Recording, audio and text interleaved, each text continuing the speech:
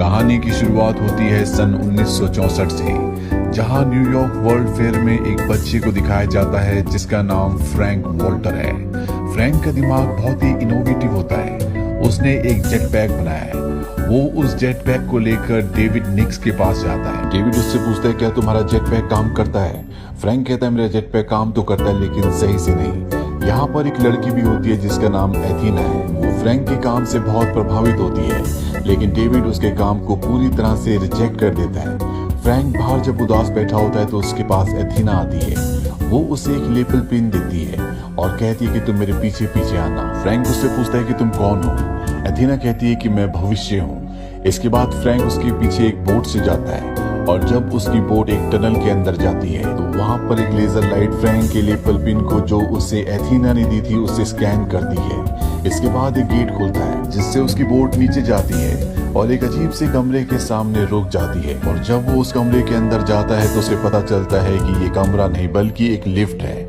वो उसे नीचे ले जाती है। फ्रैंक यहाँ से बाहर निकलता है। तभी यहाँ पर दो रोबोट्स आते हैं जो फ्रैंक को स्कैन करते हैं। वो फ्रैंक के जेट पैक को भी देखते हैं और उसके जेट पैक में जो भी कमियां होती है रोबोट पूरी तरह से उसे ठीक कर देता है। अभी यहाँ पर फ्रैंक को दो लोग देख लेते हैं। फ्रैंक उनसे डरकर नीचे गिर जाता है और जब वो लगातार जमीन की तरफ गिर रहा होता है तभी वो अपने जेट पैक को पकड़ लेता है, जिसे स्टार्ट करके वो जमीन पर गिरने से बच जाता है। इसके बाद फ्रैंक एथीना के पास जाता है। एथीना उसे बताती है कि इस जगह का नाम है टुमारोलैंड। अब इस बात को कई साल बीत जाते हैं। फ्रैंक टुमारोलैंड में रहते रहते अब बूढ़ा हो चुका है और ये वक्त होता है सन 2015 का, जहां अर्थ पर एक लड़की को दिखाया जाता है जिसका नाम केसी है। केसी नासा के लॉन्च प्रोग्राम में जानबूझकर बार बार खराबी ले आती है क्योंकि उसके पिता नासा में इंजीनियर हैं और अगर ये लॉन्च हो गया तो उसके पिता की जॉब छूट जाएगी। एक बार केसी जब नासा के लॉन्च प्रोग्राम में खराबी कर रही होती है तो उसे पकड़ लिया जाता है। पुलिस उसे अरेस्ट कर लेती है।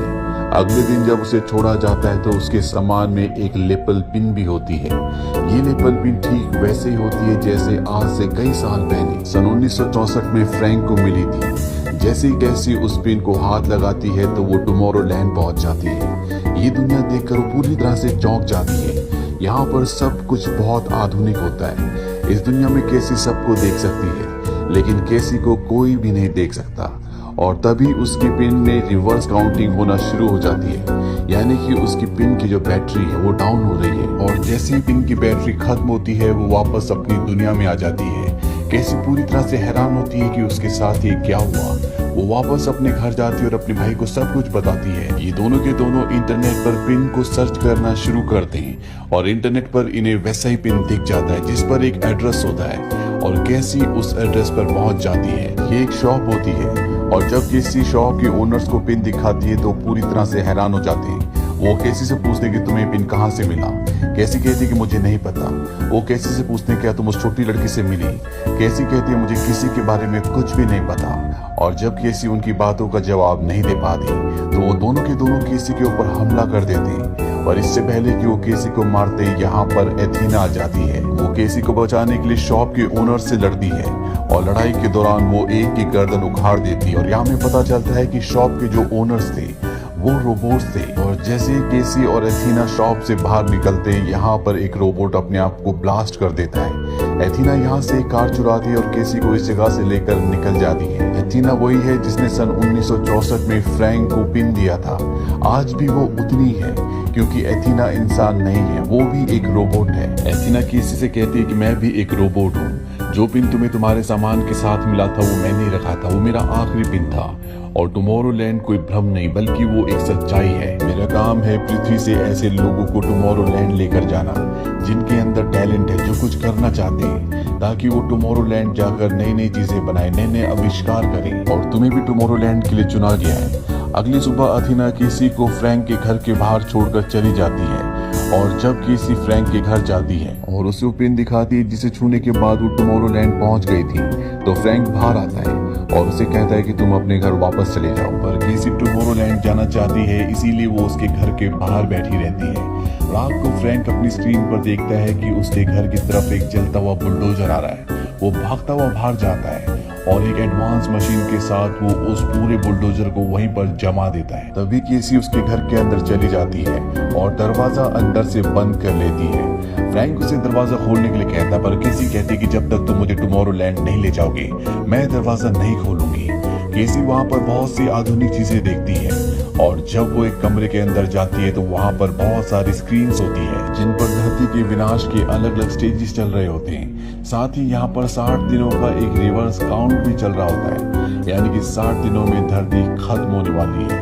तभी फ्रैंक अंदर आ जाता है और वो केसी को यहाँ से जाने के लिए कहता है। केसी उससे कहती है कि तुम्हें मुझे बताना पड़ेगा कि यहाँ पर चल क्या रहा है और तुमने ऐसा क्या किया था जिससे तुम्हें टुमारोलैंड से निकाला गया। फ्रैंक बताता है कि मैंने एक ऐसा आविष्कार किया था जिस वजह से मुझे सालों पहले टुमारोलैंड से निकाल दिया गया और तुम मॉनिटर्स पर धरती की जो भी तबाही देख रही हो ये निश्चित तौर पर होगी। पर केसी उसकी बातों पर विश्वास नहीं करती और उसके विश्वास ना करने की वजह से स्क्रीन्स पर जितनी भी धरती पर तबाही चल रही होती है वो सब की सब कम हो जाती है। ये देखकर फ्रैंक पूरी तरह से हैरान हो जाता है और अब यहाँ पर रोबोट्स की एक टीम केसी को मारने के लिए आ जाती है, लेकिन फ्रैंक केसी को उन खतरनाक रोबोट से बचाता है। इसके बाद वो उसे अपने साथ एक बाहर टब में बिठाता है और तभी यहाँ पर एक रोबोट उनके ऊपर हमला कर देता है, पर इससे पहले कि वो इन दोनों को मारता बाहर टब हवा में तोप की गोली की तरह उड़ जाता है। पूरा घर ब्लास्ट हो जाता है और इनका बाहर टब पास ही में एक झील पर जाकर गिरता है। दरअसल फ्रैंक ने इसकी तैयारी पहले से कर रखी थी।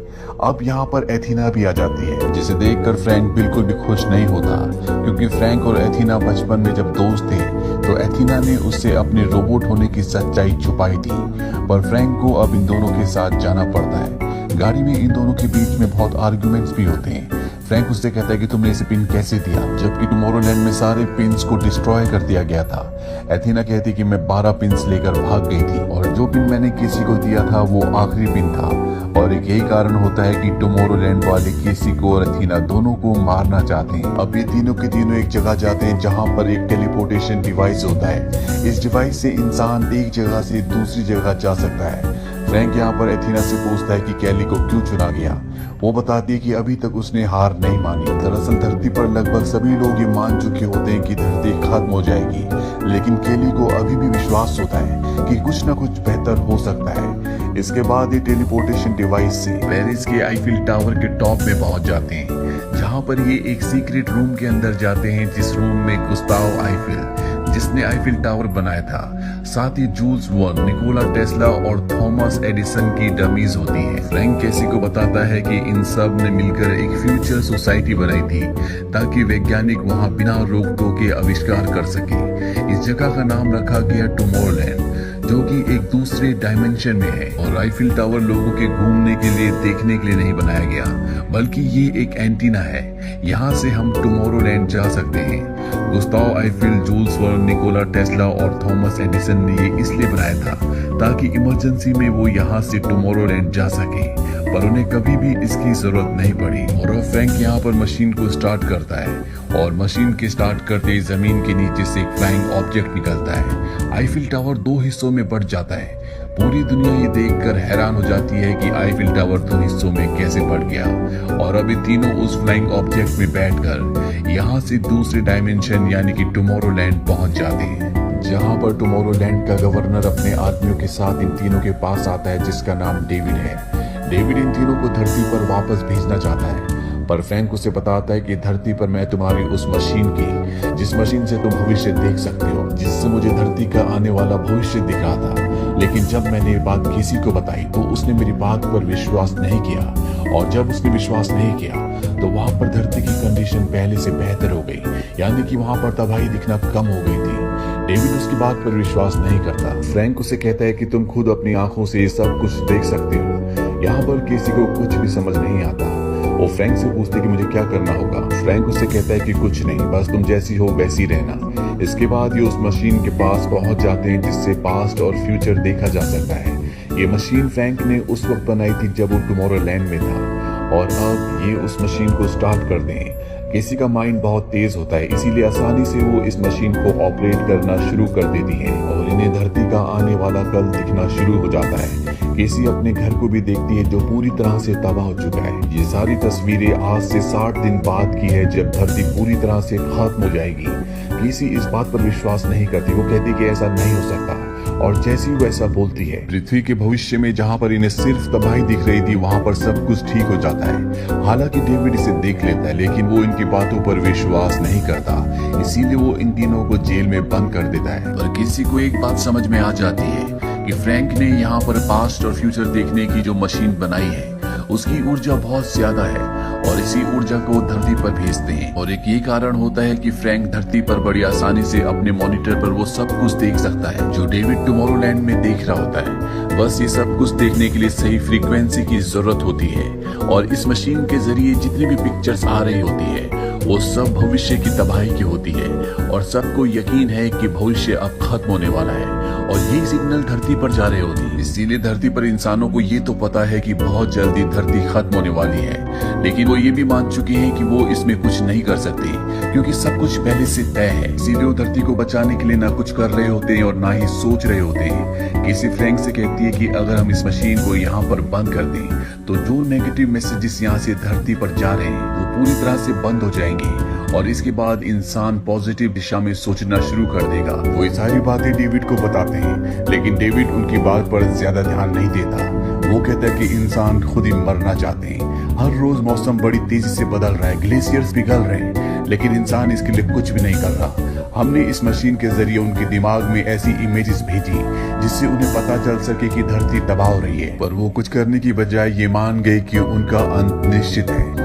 यहाँ पर किसी की बात बिल्कुल सही होती है। धरती पर वो लोग जो धरती को बचाने के लिए, पर्यावरण के लिए कुछ कर सकते हैं, इस मशीन के मैसेजेस की वजह से उनके दिमाग में पहले से फीड हो चुका है कि धरती का अंत निश्चित है, इसीलिए वो कुछ नहीं कर रहे होते। अब डेविड इन तीनों को वापस धरती पर भेज रहा होता है। वो फ्रैंक को अलविदा कहने के लिए उससे हाथ मिलाता है। फ्रैंक डेविड के हाथ में लगे हुए गैजेट के कुछ बटन्स को दबाता है जिससे यहाँ पर वो पोर्टल खुल जाता है जिससे धरती पर जाया जा सकता है। अब फ्रैंक के बीच में और डेविड के बीच में लड़ाई होना शुरू हो जाती है। ये दोनों के दोनों लड़ते लड़ते पोर्टल से बाहर आ जाते हैं, यानी कि ये दोनों के दोनों अब अर्थ पर हैं। ये एक सुनसान जगह होती है। वहीं टुमारोलैंड में दिखाया जाता है जहाँ पर अथीना किसी को एक बॉम्ब देती है। ये बहुत ही खतरनाक बॉम्ब होता है। दरअसल ये दोनों इस बॉम्ब से इस मशीन को उड़ाना चाहते हैं क्योंकि इसे बंद नहीं किया जा सकता। ये बॉम्ब को ऑन कर देते हैं, पर तब तक रोबोट उस प्लेटफॉर्म को नीचे गिरा देता है जिसके ऊपर केसी खड़ी होती है, जहाँ से वो मशीन को ब्लास्ट कर सकती है। अब यहाँ बॉम्ब ऑन हो चुका है और कुछ ही सेकंड्स में वो ब्लास्ट होने वाला है। इसीलिए एथीना पोर्टल का दरवाजा खोलती है और बॉम्ब को बाहर फेंक देती है जहाँ पर फ्रैंक और डेविड लड़ रहे होते हैं। बॉम्ब देखने के बाद ये दोनों के दोनों पोर्टल के अंदर यानी कि टुमारोलैंड के लिए भागते हैं और तभी बॉम्ब ब्लास्ट हो जाता है। हालांकि दोनों तो अंदर आ जाते हैं, लेकिन डेविड एक बहुत बड़ी मेटल की शीट के नीचे दब जाता है। यहाँ पर एथीना इस भविष्य देखने वाली मशीन में देखती है कि डेविड अगले चंद सेकंड्स में फ्रैंक को गोली मारने वाला है और जैसे फ्रैंक के ऊपर डेविड गोली चलाता है, एथीना उसके आगे आ जाती है, जिस वजह से फ्रैंक की जान तो बच जाती है, लेकिन एथीना का सिस्टम डीएक्टिवेट होना शुरू हो जाता है, यानी कि वो मर रही है।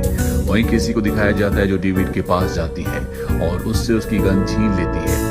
यहाँ पर फ्रैंक किसी को एक दूसरी जगह ले जाता है। केसी उसे बताती है कि जब तुम छोटे थे और मैं तुम्हें टुमारोलैंड लाई थी तो हम दोनों के बीच में दोस्ती हुई, पर मैं तुम्हारे लिए बहुत अलग फील करती थी जो मेरे प्रोग्राम ने पहले कभी नहीं किया था।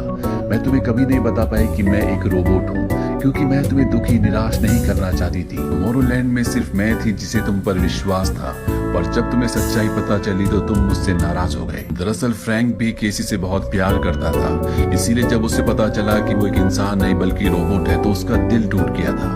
अब केसी अपने सेल्फ डिस्ट्रक्शन मोड को ऑन कर देती है और वो फ्रैंक से कहती है कि मुझे ऊपर मशीन तक ले जाओ, और फ्रैंक जेट पैक पहनकर जो उसने बचपन में बनाया था उसे ऊपर ले जाता है। और इसके बाद यहाँ पर एक बहुत बड़ा ब्लास्ट होता है जिससे पूरी की पूरी मशीन पूरी तरह से डिस्ट्रॉय हो जाती है और वो नीचे डेविड जो फंसा हुआ होता है उसके ऊपर गिरती है जिससे डेविड की मृत्यु हो जाती है। इसके बाद दिखाया जाता है कि केसी अपने पिता और अपने भाई के पास जाती है। उसके पिता नासा के इंजीनियर हैं, इसीलिए उसके पिता और उसके भाई को टुमारोलैंड में रहने की इजाजत मिल जाती है।